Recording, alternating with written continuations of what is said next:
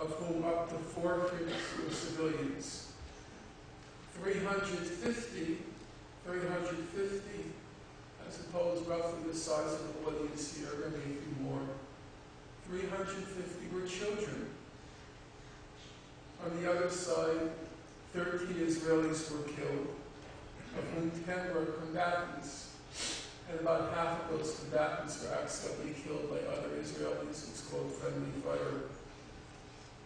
So, overall, for every Israeli killed, 100 Palestinians were killed.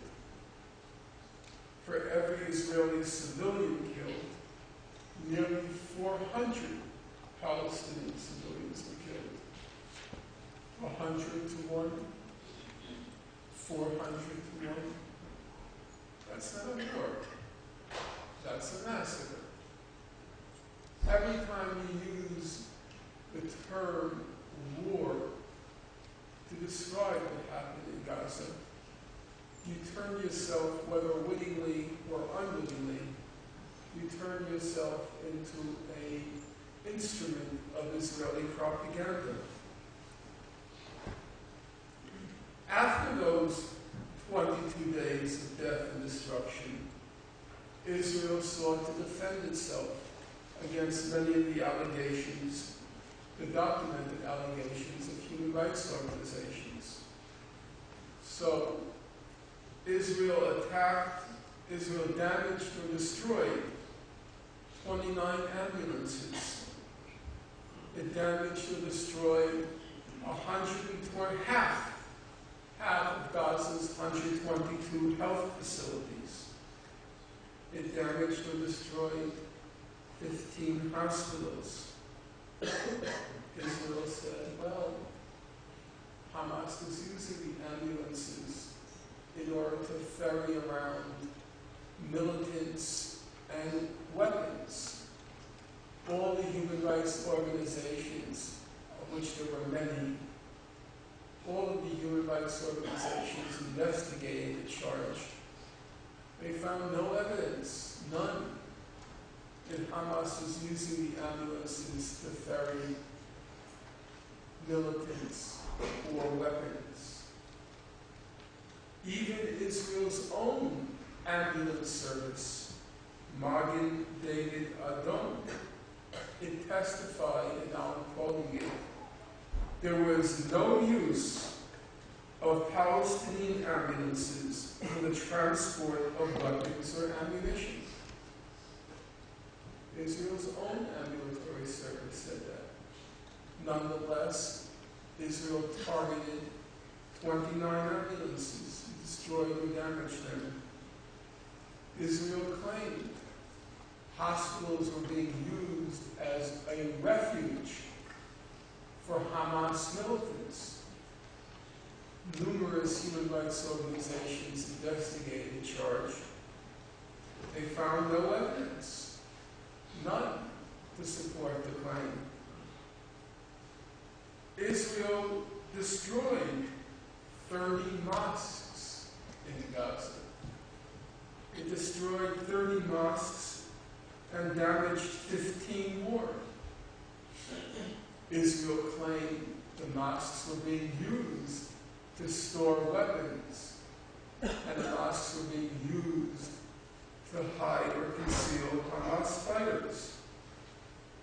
The Goldstone mission, again I'll return to it in a few moments, the Goldstone mission investigated what it called an intentional attack by Israel on a mosque that killed 15 people attending service.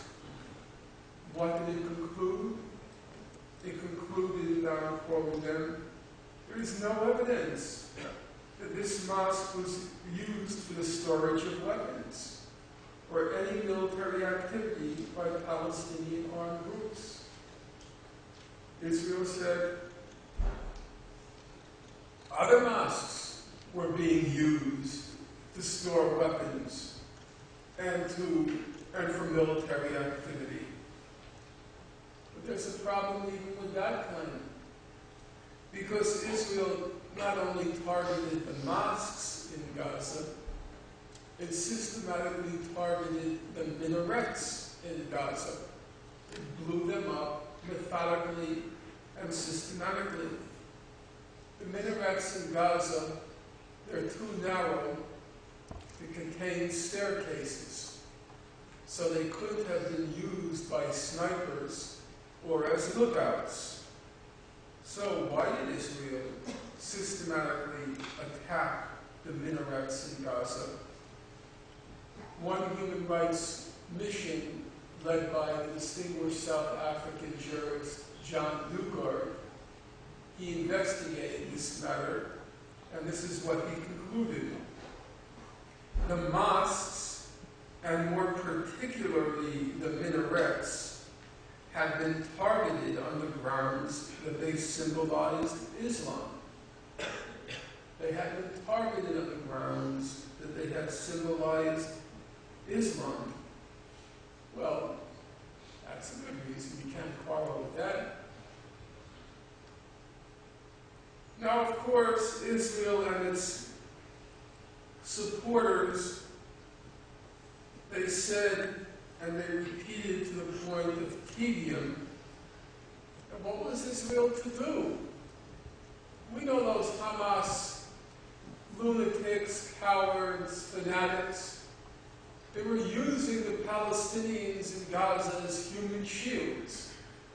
They were purposely hiding behind the Palestinians in order to coerce Israel into firing at the civilians. And if civilians died, it wasn't Israel's fault.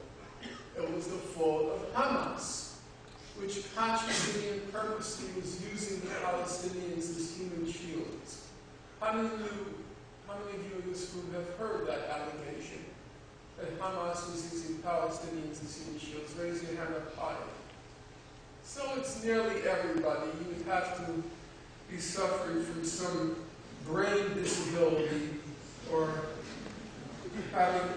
consumed an excessive amount of mind-altering drugs not to have heard that claim. So, that's what Israel claimed. That's what the media repeated. That's what the media repeat till this day. But did it happen? Amnesty International, the most respected human rights organization in the world, the Nobel laureate for peace, they investigated very carefully the claim that Hamas used Palestinians as human shields. And here's what they concluded. Contrary to repeated allegations by Israeli officials of the use of human shields, Amnesty International found no evidence that Hamas or other Palestinian fighters directed the movement of civilians to shield military objectives from attack. Amnesty International found no evidence that Hamas or other armed groups forced residents to stay in or around buildings used by fighters.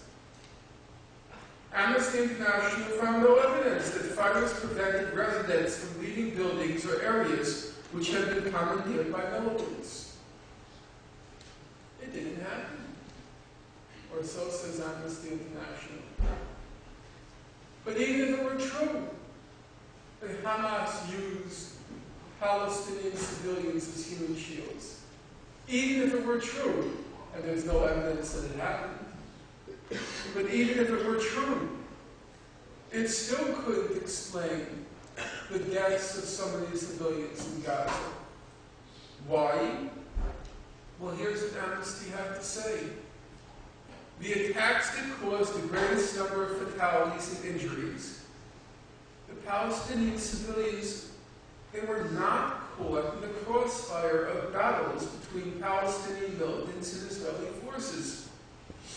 They were not the victims, nor were they the victims shielding militants or other legitimate targets.